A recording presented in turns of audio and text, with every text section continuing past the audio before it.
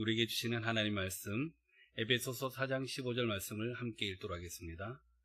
오직 사랑 안에서 참된 것을 하며 범사에 그에게까지 자랄지라. 그는 머리니 곧 그리스도라. 아멘. 잠시 한번 눈을 감아 보시겠습니까? 아니, 화면을 바꾸고 눈을 감다뇨. 필요하니까요. 잠시 눈을 감아 보세요. 그리고 10년 전에 자기 자신을 떠올려 보시기 바랍니다. 그때와 지금 나는 무엇이 달라져 있을까요? 환경이 달라졌고, 외모가 달라졌고, 어떤 분은 가족이 달라졌고, 어떤 분들은 직장이 달라져 있을 수도 있습니다.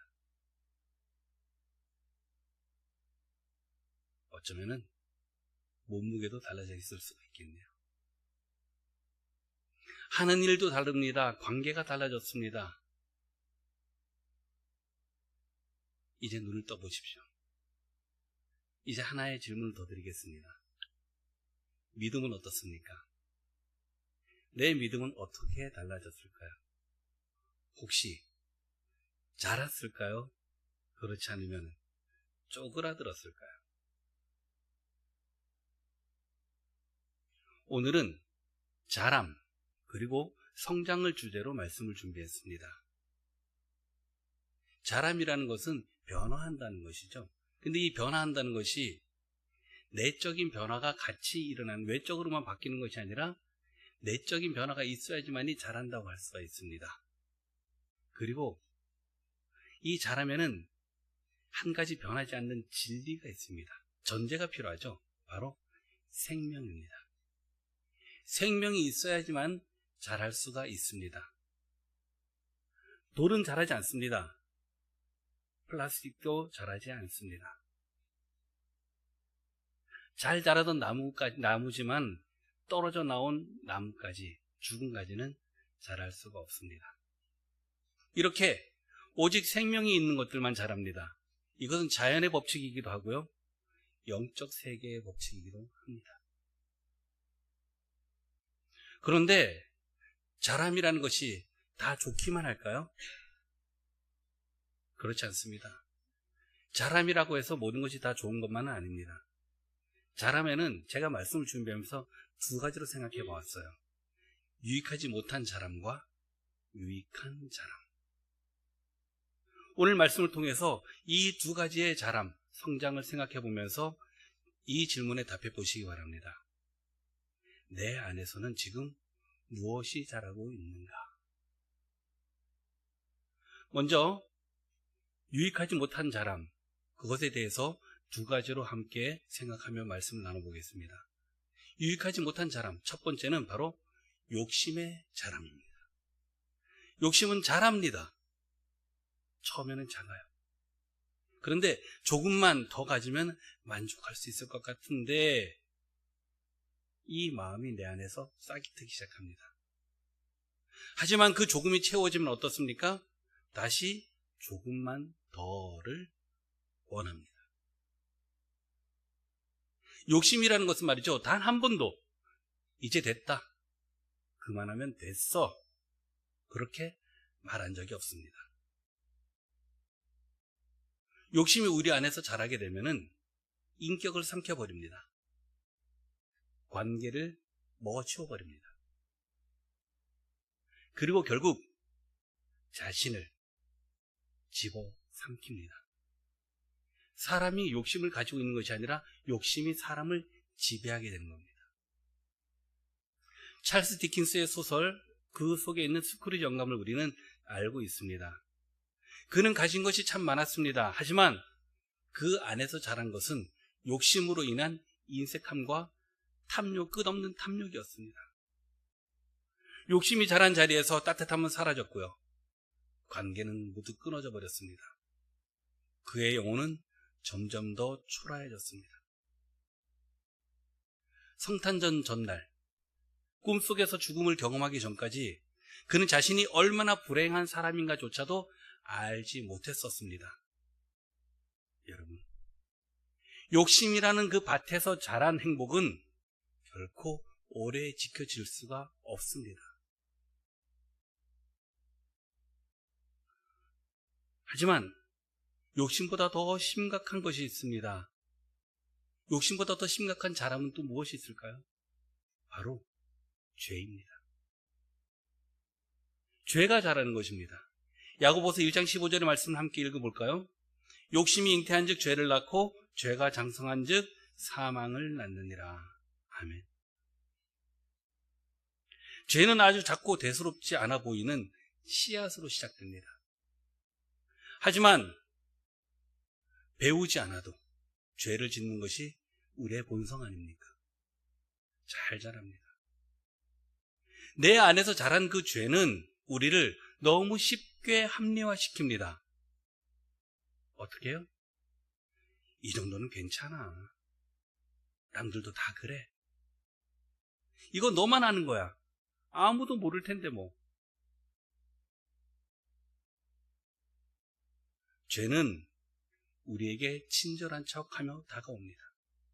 언제나 내 편인 것처럼, 과거부터 지금까지 내 편이었던 것처럼, 내 유익을 생각하고 내 유익을 위해서 존재하는 것처럼 그렇게 다가옵니다. 하지만 우리는 기억해야 합니다. 죄는 단 한 번도 우리에게 유익해 본 적이 없습니다. 유익할 수가 없는 존재니까요. 그 죄가 점점 자라납니다. 그리고 나를 점령하고 나를 지배해버립니다. 죄의 노예가 되어서 살아온 그 사람의 삶은 결국 사망에 이르도록 한다고 성경은 말씀하고 있습니다. 완벽한 인생의 패배자로 만들어버리는 것이 바로 죄입니다. 그렇게 인생의 패배자로 끝난다면 그나마 다행인데, 여기에서 죄는 우리를 인생을 사망으로 이끌 뿐만 아니라 우리의 영혼까지 죽여버립니다. 육신의 고통은, 육신의 죽음은 눈에 보입니다. 끝이 있습니다. 하지만 영의 사망은 끝이 없습니다. 결코 익숙해질 수 없는 고통이 영원히 이어지는 것이 바로 영의 사망입니다. 영원한 겨울 속에 갇혀 지내듯 그렇게 지내야 할지도 모릅니다. 그렇지 않으면 성경에서 말씀하고 있는 것처럼 영원히 꺼지지 않는 화염 속에서 절규를 해야 합니다. 그래서 예수님께서 오셨습니다. 그 죄가 자라서 영원한 사망으로 이어지는 것을 막으시려고 십자가 위에서 공개적으로 그 저주를 끊으신 분이 바로 예수님이십니다. 십자가의 고난 속에서 예수님께서 우리에게 말씀하셨습니다. 이것을 보는 것이 고통스럽게 느껴지니? 그런데 말이야, 나의 이 고통, 나의 이 아픔보다 영혼의 사망, 너의 영혼의 사망은 훨씬 더 크고 고통스럽단다. 끝이 없어. 너가 그곳에서 탈출할 수 있는 방법은 없어. 그래서 그 영혼의 사망으로 가기 전에 내가 그것을 끊어내려고 지금 이 십자가 위에 있는 거야. 내가 이 십자가 위에 있는 것은 너가 그 자리에 서지 않게 하려는 것 때문이란다. 여러분, 십자가는 사망을 향해 살아가는, 그렇게 달려가는 것처럼 알지 못하는 많은 사람들을 살리시려는 하나님의 위대하신 구출 계획입니다. 그리고 그 계획은 성공했습니다. 하지만 그 하나님의 계획이 온전하게 내게 이루어지도록 하기 위해서는 우리는 믿음을 가지고 주님을 바라보며 나아갈 수 있어야 합니다. 유익하지 못한 죄의 자람을 더 이상 내 삶 속에서 방치해서는 안 되는 것입니다. 내 삶에서 자라고 있는 죄의 그 모습들, 씨앗, 흔적들이 있다면은 발견한 그 순간 그것을 뿌리채 뽑아내어야 합니다. 그 결단으로 십자가의 은혜를 입은 증인답게 그렇게 남은 인생을 살아가시는 우리 성도님들이 되시기를 주님의 이름으로 축원합니다. 그렇다면 이제 우리가 품고 길러야 할 꼭 유익한 필요한 그 자람은 어떤 것일까요? 오늘 본문이 그것을 답해주고 있습니다. 에베소서 4장 15절 상반절의 말씀입니다. 함께 읽어보겠습니다. 오직 사랑 안에서 참된 것을 하여. 아멘. 믿음이 자라는 재료는 사람의 의지나 세상의 지혜가 아닙니다. 하나님의 사랑 안에 있는 참된 것, 즉 하나님의 말씀을 지키는 것에 있습니다. 여기서 사랑 안에서라고 말씀하는 그 하나님의 사랑은 그저 감정적이나 아니면 우리가 말하는 추상적인 개념이 아닙니다. 바로 하나님의 성품입니다. 요한일서 4장 8절에서는 이렇게 말씀합니다. 하나님은 사랑이십니다. 우리가 아직 살아있고 회개할 기회를 얻고 하나님 앞에 나올 수 있는 것은 모두 하나님의 사랑이 있기 때문이며 우리가 그 하나님의 사랑을 받으며 살아가고 있기 때문입니다. 그래서 유익한 자람이라는 것은 하나님의 사랑에서 시작됩니다. 그리고 그 사랑 안에 있는 진리의 말씀을 통해서 유익하게 자라날 수가 있음을 기억하시기 바랍니다. 하지만 여기에도 우리가 생각하지 못하는 다른 허점들이 있을 수가 있습니다. 하나님의 말씀의 부족함이 아니라 그 말씀을 우리 삶에서 실천해내는 데의 부족함입니다. 만약에 하나님이 사랑이시기 때문에 하나님의 사랑만 이야기하고 진리를 잃어버리면 어떻게 될까요? 믿음이 바르게 자랄 수 있을까요? 난 하나님의 사랑을 받은 사람이니까 어떤 죄를 지어도 괜찮아. 이런 이단들도 있죠. 그렇지 않습니다. 사랑 없이 진리는 마음을 차갑게 만듭니다. 하지만 진리가 없는 사랑은 죄까지도 괜찮다고 용인하려 합니다. 그래서 속습니다. 그래서 오늘의 말씀은 사랑 안에서 참된 것을 하라라고 그렇게 말씀하고 있습니다. 하나님의 사랑 안에서 진리를 붙들고 그 진리를 품고 살아가는 것, 이것이 유익한 자람이 되도록 하는 것입니다. 믿음은 하나님의 사랑 안에서 참된 것을 행할 때라야 바르게 자랄 수가 있습니다. 믿음 말씀 앞에 나를 세웁니다. 기도의 자리에서 죄된 마음을 돌이키게 합니다. 말씀을 듣는 데서 멈추지 않고 그 말씀을 삶 속에서 지켜내려 할 때에 자라게 되는 것입니다. 우리는 말씀을 들어도 잊어버립니다. 알아도 회피할 때가 많습니다. 옳은 줄 알면서도 감정이 앞서고 순종해야 하는 줄 알면서도 내 고집을 붙들고 있을 때가 많습니다. 그래서 성장이 필요합니다. 그래서 믿음의 성장에는 하나님의 사랑에 나를 맡기는 결단과 그 걸음이 필요한 것입니다. 그 하나님의 사랑이 내 마음과 생각과 내 삶을 다스리시도록 하는 순종의 훈련이 우리들에게는 필요합니다. 그렇다면 이 유익한 자람을 따라서 살아가야 하는데 우리의 믿음이 과연 어디까지 자라야 하는가? 끝도 없이 계속 자랄 수만 있는가?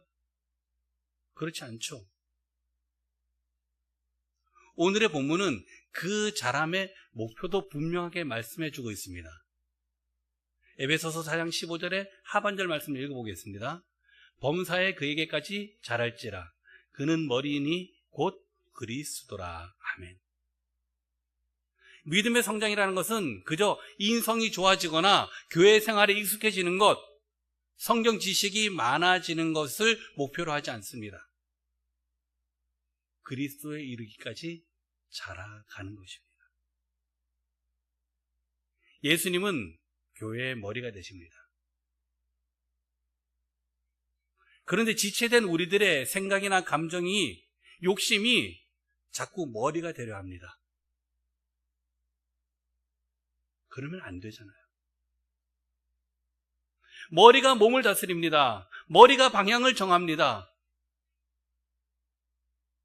그렇듯 예수님께서 우리의 생각과 마음과 삶을 다스리시도록 해야 합니다. 내 삶의 통제권을 하나님께, 주님께 맡기는 것입니다. 그래서 주님의 생각인 말씀을 알아야 합니다. 그 말씀이 내 삶에서 역사하도록 나를 맡길 수 있어야 합니다. 여러분, 성도의 자람은 막연한 성장만을 이야기하지 않습니다. 그리스도를 좀 더 깊이 알고 그분과 더 가까운 곳에서 더 많이 닮아가는 것입니다. 우리가 그리스도께까지 자라라고 하는 것은, 이 말씀은 명령이기 이전에 우리를 초청하시는 하나님의 초대입니다. 하나님께서 우리를 그 자람의 자리로 부르시는 것이죠. 어떻게 하시겠습니까? 싫어요. 믿음 더 이상 크고 싶지 않아요. 불편할 것 같아요. 외면하시겠습니까? 아니면은 주님을 닮기까지 잘하고 싶습니다. 나를 도와주세요 라고 하고 싶으십니까? 하나님의 사랑을 재료로 말씀과 예배와 기도를, 그 교제함을 양분으로 해서 그리스도를 목표로 자라간 성도의 삶에는 분명히 열매가 있는 줄로 믿습니다. 믿음은 견고해집니다. 사랑은 넘쳐납니다. 그 삶의 모든 순간순간 하나님의 영광으로 충만할 줄로 믿습니다.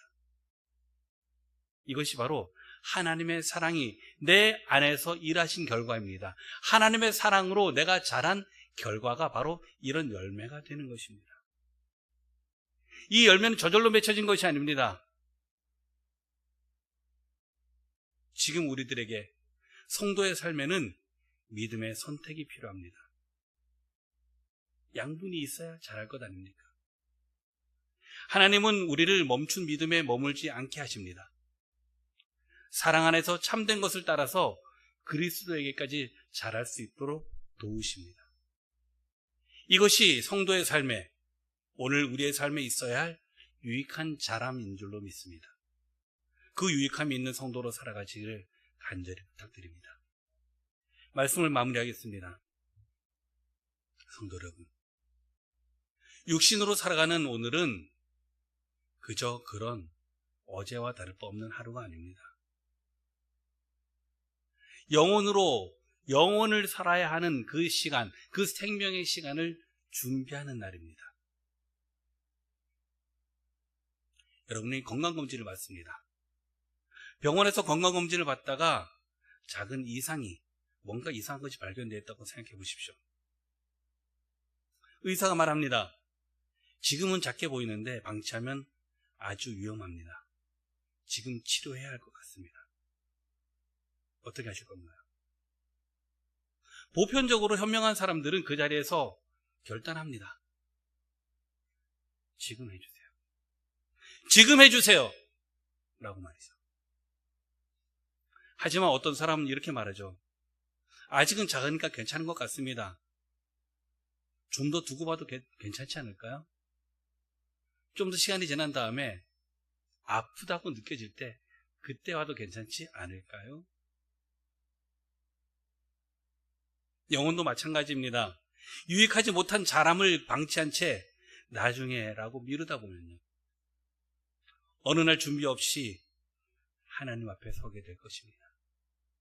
아무런 준비 없이 하나님 앞에 서게 되었을 때 더 이상 우리가 돌이킬 수 있는 기회는 없습니다. 다시 시작할 수도 없게 됩니다. 그래서 지금 선택해야 합니다. 유한한 육신의 시간을 그저 아무렇지도 않게 허비하지 마십시오. 지금부터라도 영원한 생명을 준비하는 선택을 하며 살아가시기 바랍니다. 그 선택이 오늘 하루 쌓이고 내일 또 쌓이고, 그렇게 우리의 영혼은 믿음으로 자라고 사랑이 넘쳐나며 하나님의 사람으로 누리는 참된 기쁨으로 가득하게 될 줄로 믿습니다. 성도 여러분, 믿음은 자랍니다. 반드시 자랍니다. 왜요? 생명이 있으니까. 믿음은 생명의 씨앗으로 우리에게 심겨졌습니다. 그렇게 자랄 수밖에 없습니다. 하지만 이 믿음이 아무런 방향으로나 막 자라게 두어서는 안 됩니다. 사랑 안에서 참된 것을 따라 머리 대신 그리스도에게까지 이르도록 자라는 것이 중요합니다. 믿음 말이죠. 하나님께서 원하시기 때문에 우리에게 주신 것입니다. 그리고 예수님의 십자가로 그 믿음의 길을 내셨습니다. 성령께서는 지금 이 순간에도 우리를 그 믿음의 길로 안전하게 이끌고 계십니다. 더 이상 주저하지 마십시오. 그리고 믿음의 자리에서, 믿음의 길에서 이탈하지도 마십시오. 감사함으로, 기쁨으로 그 길을 따라가시기 바랍니다. 여러분의 작은 순종 하나가 믿음의 자람을 이어갈 수가 있습니다. 말씀 앞에 무릎 꿇는 그 시간이 영혼의 양분이 되어집니다. 사랑 안에서 참된 것을 선택하는 그 매 순간순간이 그리스도를 닮아가는 성장의 걸음이 될 줄로 믿습니다. 그리고 훗날 하나님 앞에 서는 날, 그 앞에서 여러분을 미소 짓게 할 것입니다. 그래서 오늘의 고난, 오늘의 힘겨움, 오늘의 아픔은 견딜만한 것입니다. 영원한 생명을 위해 준비하는 것이니까요. 오늘, 지금 하나님의 사랑 안에 머물기를 선택하는 여러분 모두들에게 믿음의 자람이 있기를, 그 자람 가운데 하나님의 영광으로 가득하기를 주님의 이름으로 축복합니다. 이 시간 주신 말씀을 생각하면서 그 은혜를 찬양으로 함께 하겠습니다.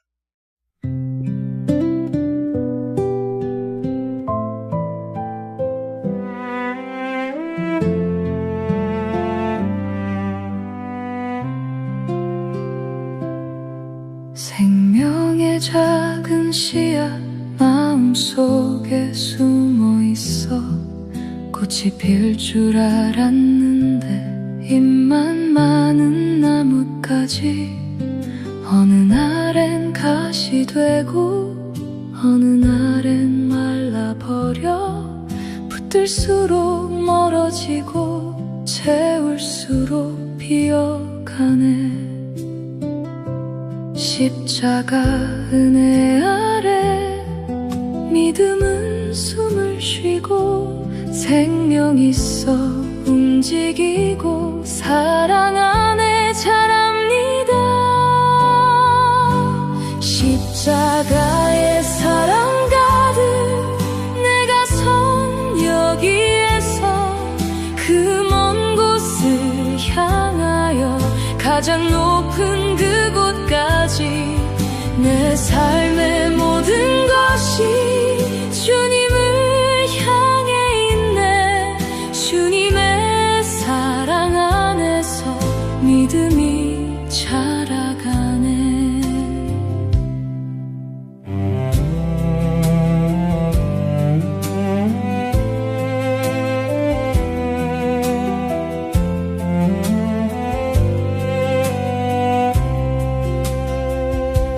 참된 말씀 따라가리 걸어가는 믿음의 길, 내 뜻은 작아지고 주님의 길 커져가네. 메마른 마음에도 은혜의 비가 내려 마른 가지 끝에서도 믿음의 꽃 피어나리.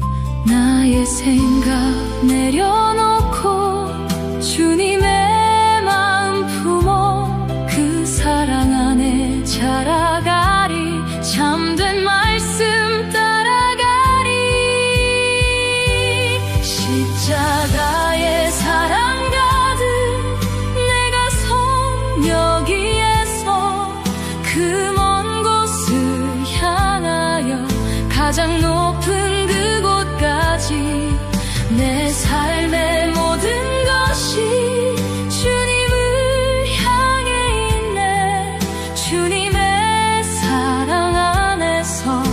믿음이 자라가네.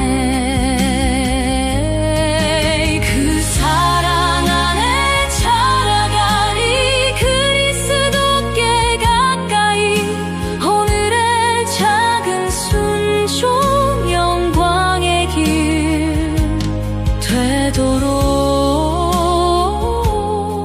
주님을 닮기까지 그 사랑 안에서 자라갑니다.